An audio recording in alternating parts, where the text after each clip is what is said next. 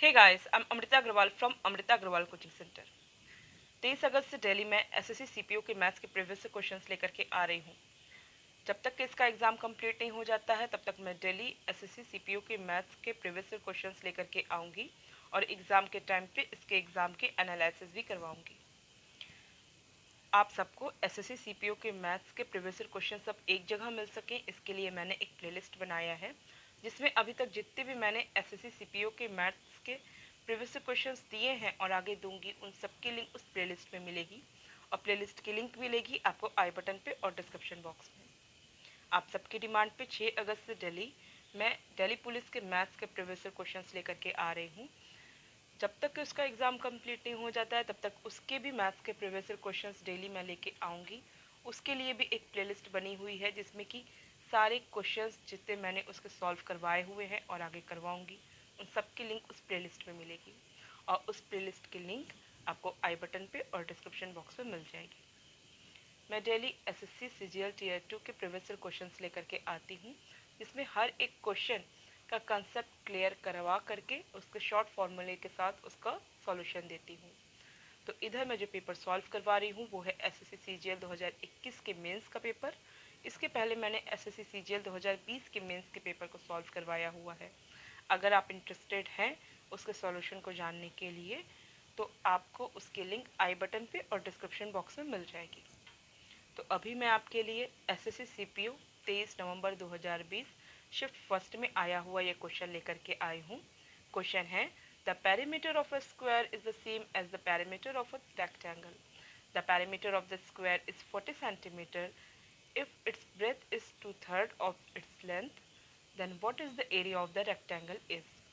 देखिए ऐसा ही question SSC Delhi police constable के एग्ज़ाम में पूछा जा चुका है और सेम टू सेम यही क्वेश्चन अभी यहाँ आपसे पूछ रहा है।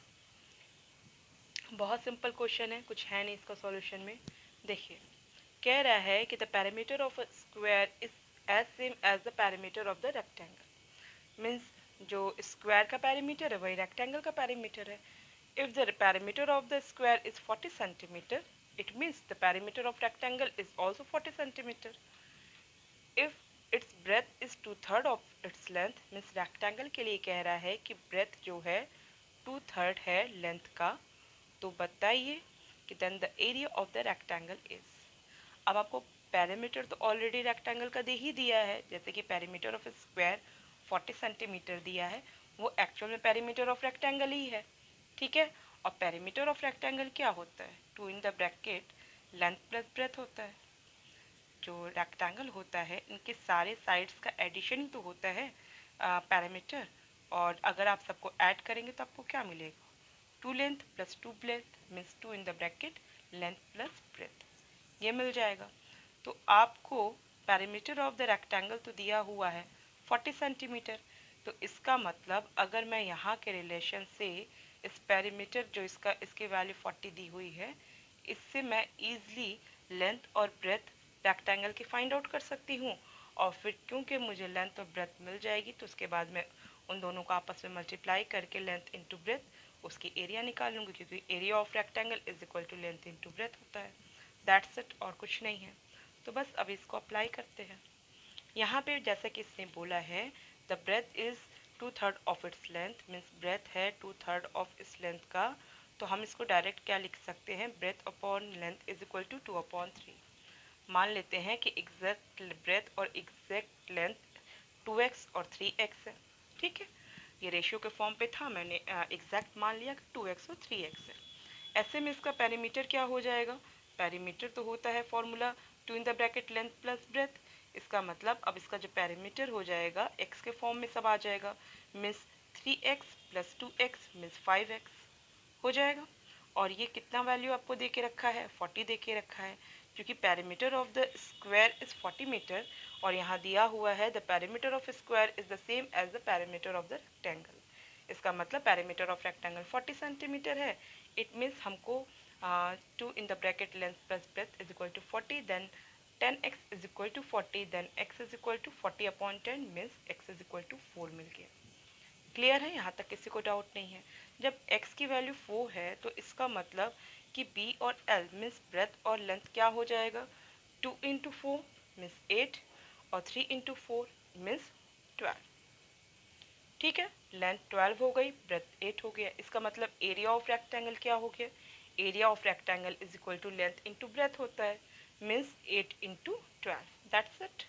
8 इंटू 12 क्या मिलेगा आपको, 96। बस first option is the correct option. बहुत सिंपल क्वेश्चन था, कुछ भी क्वेश्चन में नहीं था। तो बहुत टफ क्वेश्चन एक्चुअली में पूछता ही नहीं है एसएससी सीपीयू में।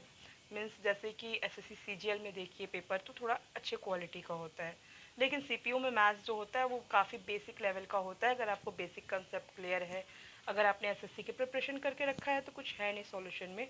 और मैं डेली आपके लिए इसका प्रीवियस क्वेश्चंस लेकर के आ रही हूँ। अगर आपका अपना भी कोई क्वेश्चन है जिसमें कि आपको डाउट है तो आप मुझे कमेंट बॉक्स में दे सकते हैं। और आपको ये वीडियो कैसा लगा, आपका जो भी रिव्यू हो इस वीडियो को लेकर के मुझे कमेंट बॉक्स में दीजिएगा। अगर आपको अपनी तरफ से कोई डाउट है इस क्वेश्चन के सॉल्यूशन में, आपको समझ में नहीं आया कोई पॉइंट, तो भी आप मुझे कमेंट बॉक्स में पूछ सकते हैं, मैं वहाँ पे क्लियर करूँगी। अगर आपको ये वीडियो पसंद आया है तो इसे लाइक कीजिए, और आप चाहते हैं कि मेरे अपकमिंग वीडियोस आप तक ईजिली पहुँचें तो इसके लिए आपको मेरे चैनल को सब्सक्राइब करना होगा और बेल बटन दबाना होगा। Thank you.